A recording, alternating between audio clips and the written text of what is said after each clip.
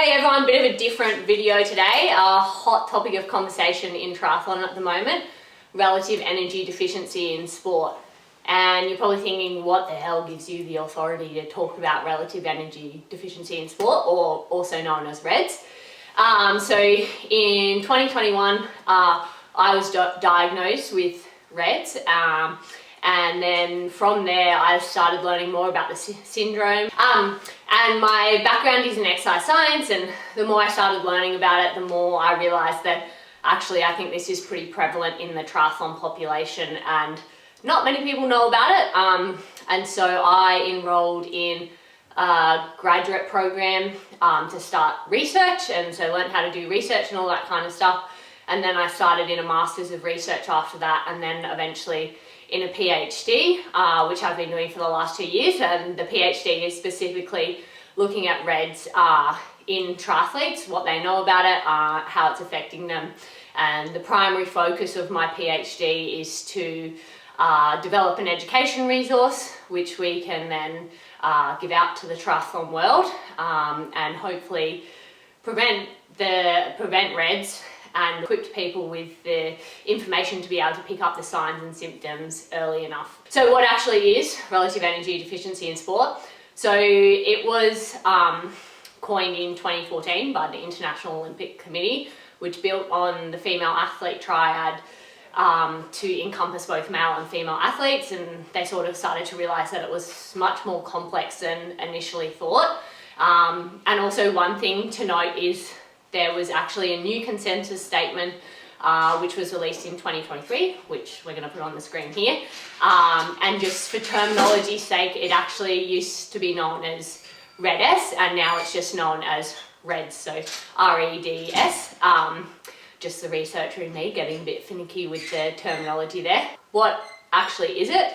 It's underpinned by problematic low energy availability, which is basically what happens when there's a mismatch between your energy intake and energy expenditure, including your normal physiological functioning. So basically, we need a certain amount of calories or energy per day just to keep us functioning. Even if I was sitting here on the couch, I would need stuff to make my body systems work, right? So we have that slice of the pie.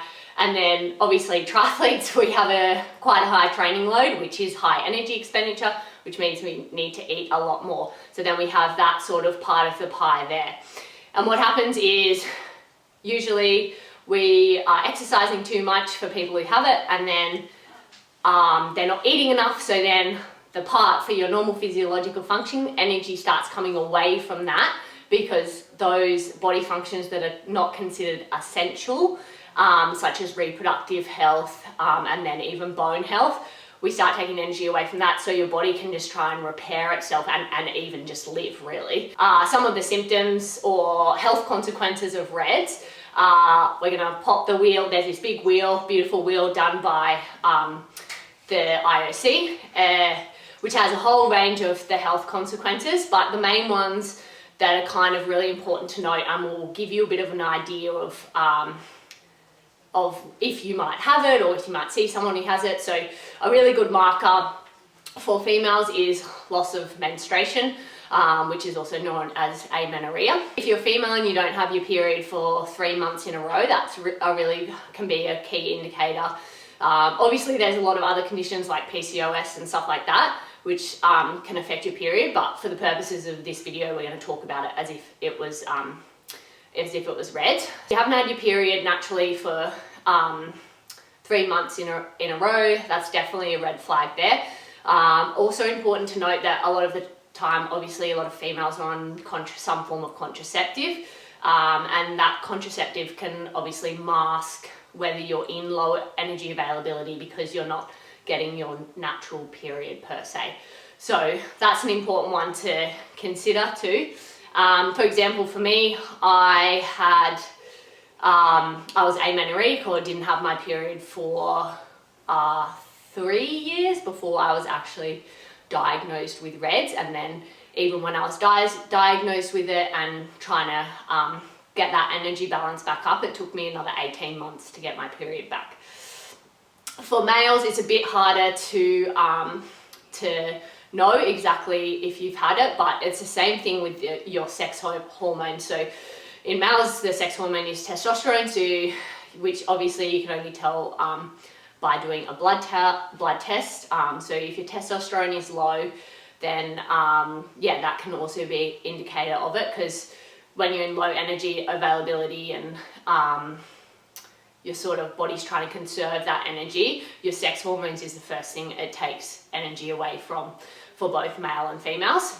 And we also know that linked to this is bone health for females, especially because the estrogen that we get during our natural cycle is used to help build our bone. So what happens if you're in a period of low energy availability over a period of weeks, months, years? You're taking little bits of energy away every time when you exercise, and then your bones have to rebuild after you run every time. So you're taking a little bit away every single time, so your bone's not quite rebuilding properly. So for example, this also happened to me. So one of the things that actually made me stand up and be like, oh, this is a problem, is I hadn't had my period for ages, and then I got a stress reaction in my tibia. It was quite a bad one. It was a grade 3. This was in 2021 after my first Ironman. And yeah, I was really lucky at the time. I had a sports doctor who I went and saw, who had a lot of experience dealing with people who'd had REDs. And she sort of said to me, basically, this is going to continue, this cycle's going to continue unless you get on top of this like right now. Like, this is going to be your career for the next 10 years, is a cycle of injury. From her advice, like, I went and saw a nutritionist, I went and saw a psychologist, and also then I had to have basically 8 weeks off training to try and get that energy availability up, so I could start actually being able to use all my have enough energy for all my body systems, so I could get my period back, so I could build my bone health back up. And one thing that's really important to note, actually, which I didn't say at the start of the video, is like, a lot of people think that REDS occurs because you might have some form of disordered eating or an eating disorder, which is not always the case. It definitely can be the case, and if you've been in triathlon long enough, you kind of know that it is sort of there has been an underlying leanness culture or that skinny is faster sort of mentality, which I think can definitely affect a lot of people. But as many people as I know who've had those issues, there's, you know, another lot of them who also have developed REDs unintentionally because they just didn't know how much they had to eat for how much energy they were expending, and also to then keep their normal physiological functioning going as well. There's also a whole heap of other health consequences, but some really important ones to note are like mood swings, actually difficulty sleeping, and now we know there's gut issues as well, which I had all of those as well when I had REDs. And then there's some new research coming out around like urinary incontinence, and also like a big one is the psychological impacts that REDs can have on you. And there's a lot of studies now that have followed athletes for years after their recovery, and it really can affect them psychologically for many, many years, even after they've retired from the sport that they were in. And obviously, like, we've got all this kind of bucket where there's the health consequences, which inevitably lead to these performance consequences of REDs, or that problematic low energy availability that's occurred for many months or years even. So a whole heap of performance ones, which we're going to put up here on a nice little wheel, but things like low glycogen availability, because obviously if you're not eating enough, you're not going to have enough glycogen in your muscles, therefore you're not going to be able to perform as well, because your muscles don't have the fuel to be able to actually work properly. And we also know like reduced endurance capacity, so like there was a recent study that came out, and I hope I'm going to be right on this, we might put it up here as well, but a recent study came out looking at those who have been in a period of low energy availability for a week, versus those who had adequate energy availability for a week. And I think they did a 5K run time trial, or it could have been a bike test. Anyways, what they saw is just after 1 week of being in that low energy availability, the performance of those people was 7.5% less than those who were adequately fueled and in like an energy balance for that whole week. So that's pretty interesting. And a number of athletes that have had, you know, persistent bone stress injuries throughout their careers. But also like a really important study that came out by actually one of my colleagues at UC, Melissa Crunkhorn. They found that female triathletes in this one specific study, we'll put it up here, experiencing 2.7 times the rate of bone stress injuries compared to their male counterparts, which is quite a significant number. And a lot of these athletes were experiencing at least 1 to 2 bone stress injuries a season. And then if they had one bone stress injury, it increased their likelihood of having another one again, which from my personal experience, that is very true. Like I would say that I've recovered from RED-S in terms of that I'm like in an energy balance now, but I'm seeing the repercussions of that being in that state of low energy availability for probably 3, 4, 5, maybe even 5 years now. Like you know, all it takes is being in a state of low energy availability for me for maybe a couple of weeks, and 6 weeks down the track I have a bone stress injury. So yeah, I'm really sensitive to it, and you know, I unfortunately think I'm going to potentially be dealing with those consequences the rest of my career, so I have to be really careful with it. And I was looking into the research, you know, I could find some interviews and stuff like that with triathletes talking about their experiences with RED-S, and definitely like many of them voiced that sort of rhetoric that there was like that leanness culture and that sort of push through mentality even when you're feeling like shit, like it's normal to feel like shit in training. There's high rates of injury and illness in many athletes, in both Ironman and short course athletes, which is also one symptom I should have mentioned. Like poor immunity is also a very key indicator of RED-S as well, if you're repeatedly getting sick all the time and stuff like that. So definitely the research was showing, okay, like triathletes are experiencing symptoms of RED-S, and so my PhD was like, okay, well, they're experiencing it, then I want to know how do we tackle this, you know, thing that, like, in my mind, I think, you know, between, I don't know how big is the triathlon population of the world, but, you know, upwards of 30% of triathletes are experiencing these symptoms of RED-S. For a PhD, you have to do 4 studies. So first I wanted to find out, okay, what does the triathlon population know about RED-S? Are they experiencing symptoms? And are they accessing resources on it? And if so, where are they accessing those resources? So that's sort of what my first 2 studies looked at. And for the purposes of my studies, I focused on female triathletes, which, because of that study that said, you know, there's experienced higher rates of bone stress injury. I'm not saying male triathletes aren't important, they definitely are, and I know that they're experiencing it as well, but for the purposes of how my PhD was going, it was important for me to narrow it down and focus on female triathletes, and a bit easier for me as well because I've experienced it myself. Anyway, so we did a survey. We can't say that there's causation with those results that I had in the survey in terms of like the people reporting their symptoms. But in that survey, we had over 900 responses, and more than 50% of participants were experiencing 1 to 2 symptoms of RED-S, and the most common ones was really bad mood swings and irritability and fatigue. And then I think the second one was gut issues.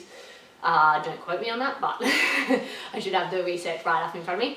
And then also athletes reported their bone stress injury. 10% of athletes had already been diagnosed with RED-S, and then those who had been diagnosed with RED-S had an average bone stress injuries of 2.2.